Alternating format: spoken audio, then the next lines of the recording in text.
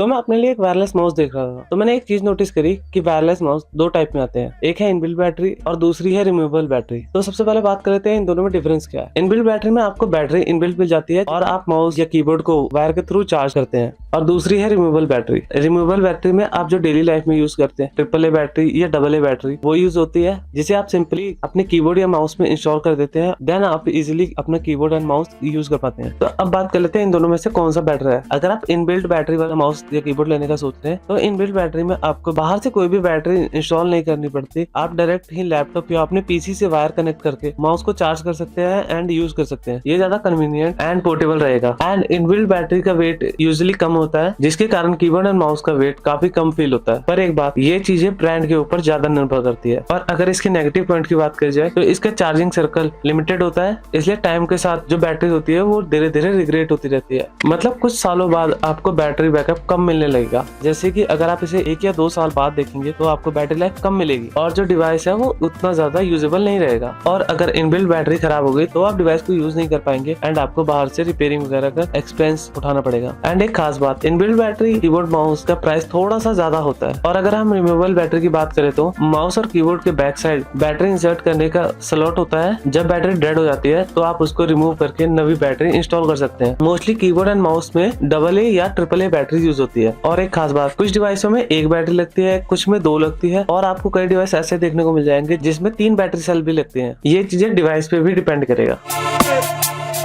Removable battery keyboard and mouse की एक खास बात होती है कि ये प्राइस में इनबिल्ट बैटरी के मुकाबले सस्ते मार्केट में देखने को मिल जाते हैं। अगर आप डिवाइस में हाईएस्ट एमएच की बैटरी डाल देंगे तो आपको डिवाइस में हाईएस्ट बैटरी बैकअप मिल सकता है। रिमूवेबल बैटरी होने के कारण अगर आपके डिवाइस में बैटरी लो या डेड हो जाती है तो आप इसे इजीली रिप्लेस कर सकते हैं, जिसकी वजह से आपको इनबिल्ट बैटरी के कीबोर्ड एंड माउस की तरह बैटरी रिग्रेट प्रॉब्लम को फेस नहीं करना पड़ेगा। और अगर इसमें बैटरी वगैरह खराब भी हो गई तो आपको सिंपली बैटरी ही रिप्लेस करनी पड़ेगी। तो सिंपली आप इसमें न्यू बैटरी इंस्टॉल करके फिर से आप इसे यूज कर पाएंगे।